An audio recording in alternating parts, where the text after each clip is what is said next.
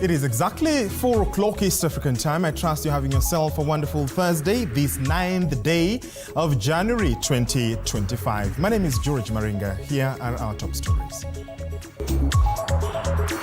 Among the top stories making headlines at this hour: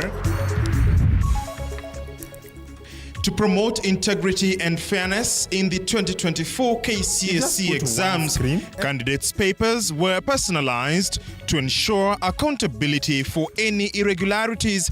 Education CS Julius Migos now confirms. To enhance the credibility of the examination process, for the first time, candidates' examination question papers was personalized and anonymized.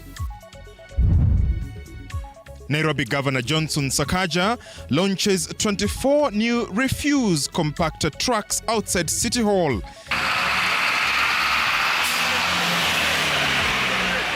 The initiative could mark a major milestone in improving waste management across the city. Plus, lawyers representing the Kenyan families of victims from the 2019 Ethiopian Airlines Boeing 737 MAX crash are demanding higher compensation, challenging a recent agreement between the US Department of Justice and Boeing.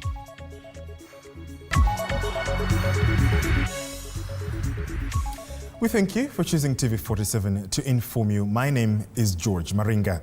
The 2024 Kenya Certificate of Secondary Education KCSE results have been released. Education Cabinet Secretary Julius Ogamba revealed that 956,512 candidates sat for the national exams this year.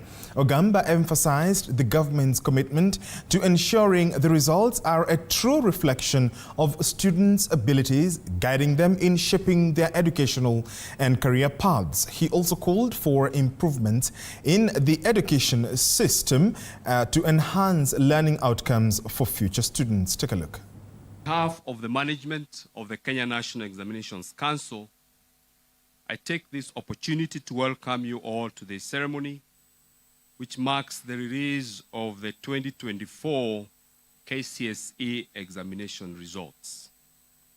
As Imelda has said, it is worth noting that the candidates whose results we are releasing today sat their KCPE examination in March 2021, being the first cohort whose examination calendar was disrupted by COVID-19. We therefore commend them for their resilience this far. A total of 512,000 candidates registered for the KCSE examination, recording an increase of 7.19%. CS, the last time we had such an increase, I think, was in 2020. I wish to commend all the center managers for the efforts they made to ensure that all candidates registered within the stipulated timeframe. Assessment of the candidates started in January of 2024 with projects for agriculture, art and design, woodwork, metalwork, building construction, and computer studies. Field administration of theory papers and practicals was successfully undertaken between Tuesday 22nd of October and Friday 22nd of November 2024.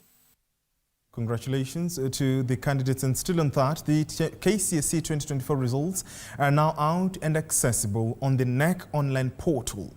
A total of 246,391 candidates qualified to join university, an increase compared to the previous year.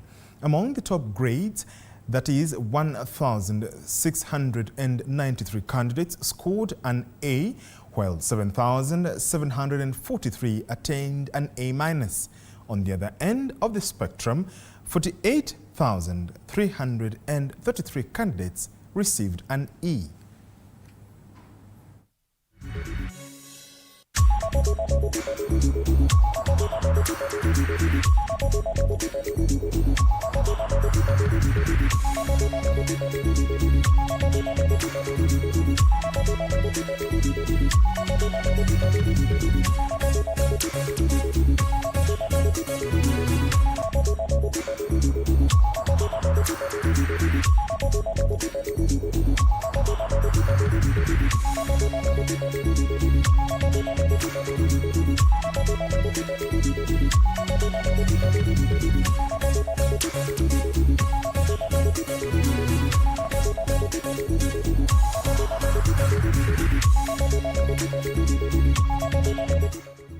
And efforts to ensure the integrity of the 2024 KCSE exams didn't go without challenges. Now, Education Cabinet Secretary Julius Ogamba has revealed that 840 candidates had their results cancelled due to exam malpractice, with 91 teachers and professionals reported for aiding in the misconduct. Ogamba further stated that another 2,829 candidates are under investigations and their results will be withheld for 30 days as inquiries continue. To enhance the credibility of the examination process, for the first time, candidates' examination question papers was personalized and anonymized. This helps to improve objectivity during marking and holding candidates personally responsible for any irregularities. There were 840 candidates who were involved in examination irregularities in 2024, and their examination results have been cancelled. The Council is empowered in law as provided in the Kenya National Examination Council Handling of Examination Irregularities Rules of 2015, Legal Notice number 132 of 2015, Rule number 8, to withhold the results of any candidate or examination center suspected of having been involved in an examination irregularity or malpractice pending completion of investigations. To this end, the results of 2,829 candidates suspected to have involved in the examination irregularities have been withheld pending completion of investigations that should be completed within a period of 30 days from the official release of examination results, which is today. It is unfortunate that a few contracted professionals and teachers are still insistent on ruining the future of our learners by subjecting them to examination malpractices. 91 contracted professionals were reported to have been involved in aiding examination malpractices. Firm disciplinary action will be taken against such teachers. Now, for the second year now, the Kenya National Examinations Council has implemented the new grading system in awarding grades to candidates who sat for the Kenya Certificate of Secondary Education KCSE. In the new grading system, only 2 mandatory subjects, mathematics and 1 language, either English, Kiswahili or Kenyan Sign Language, has been used to compute the mean grade. Previously, there were 5 mandatory subjects across 3 cluster groups, which are mathematics, English, Kiswahili, 2 sciences and 1 humanity. As it was in 2023 KCSE examination, the 2024 KCSE examination results have been graded using the reviewed grading system, in which the overall grade at KCSE examination has considered mathematics the best performed language among 3, that is English, Kiswahili, Kenyan Sign Language, and the best performed 5 subjects. Away from examination KCSE results, Nairobi Governor Johnson Sakaja this morning unveiled 24 brand new refuse compactor trucks outside City Hall. The trucks will be deployed immediately to boost garbage collection across Nairobi and improve waste management. The trucks will target key areas including the CBD, major corridors and markets. Speaking to the waste management team, Sakaja urged them to use the new equipment to meet Nairobians' Nairobians' expectations for a cleaner, healthier city. Iko na imani kubwa sana kwenu. But I want you to take your work seriously. Please take your work seriously. Hii machine yenye unatumia ama unaendesha ni jasho ya watu wa Nairobi. It is a sweat of taxpayers. Ndio umetuwezesha kununua hizi magari. Tafadhali chunga gari yako. Please take care of your vehicle. you'll be responsible for it. If there's any issue, you know how you're supposed to report here. Senior? Yes. How many promise mtachunga magari? Na wale wengine ambao mko kwa crew, si mko ina team of how many? 3? Mchungane. Na madereva mfunza wengine pia kazi. Because I'm going to buy more and more of this. Tanua zingine hata 50. Ndio. Because we want to clean our city. Nairobi lazima ing'are. Now, a U.S. law firm representing Kenyan families affected by the 2019 Ethiopian Airlines Boeing 737 MAX crash has opposed a recent settlement between Boeing and the U.S. Department of Justice. The deal involves Boeing pleading guilty to fraud, conspiracy, and paying fines ranging from 35.4 billion Kenya shillings to 70.8 billion Kenya shillings, which lawyers argue are insufficient compared to the original 3.7 trillion Kenya shillings compensation sought by victims' families. The firm, Rebek Law Chartered, has filed a case in a U.S. district court seeking compensation between 6.5 trillion Kenya shillings and 8 trillion Kenya shillings.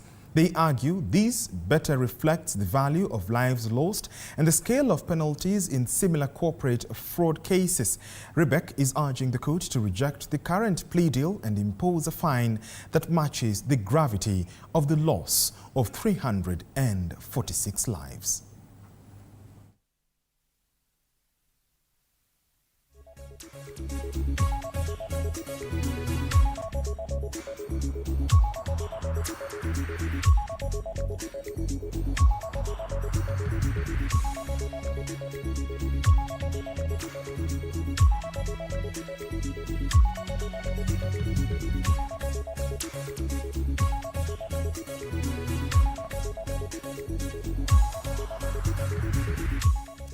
Back to Kenya, where Prime Cabinet Secretary Musalia Mudavadi today led a high-level stakeholder meeting focused on improving the ease of doing business in Kenya. Key participants included Attorney General Dorcas Oduor, CS John Ambadi, CS Ali Hassan Joho, CS Aiden Duale, and several principal secretaries. The discussions centered on actionable strategies to attract investments, simplify business operations, and address challenges faced by entrepreneurs. This initiative highlights the government's commitment to boosting Kenya's economic growth by creating a better business environment. Are there any other, quickly moving forward, let me acknowledge that the business of government is to facilitate business. It is imperative that we take this wisdom to heart. Our administration's transformation agenda demands that we as public servants become the catalysts that ignite the engine of economic growth. This engine is powered by the private sector. Today's deliberations are a call to action. We as a government know very well that the private sector is not just a partner, but the backbone of our economy. From the farmer in Kilifi, exporting mangoes, to the entrepreneur in Thika, processing leather goods, these are the people who fuel our nation's prosperity.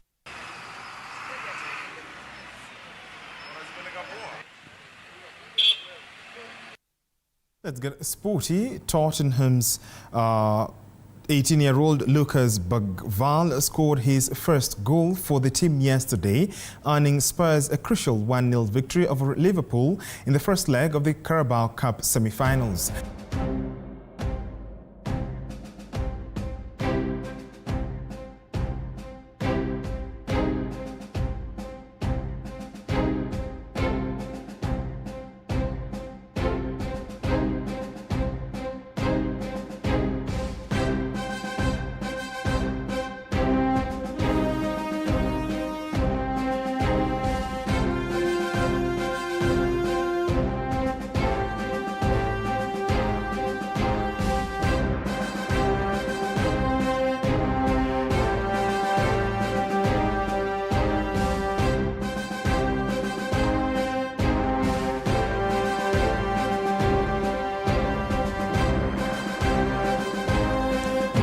that is where we wind up news now for today. My name is George Maringa. Thanking you so much for your splendid company. As always, stay safe and be kind to one another. I'll see you next time.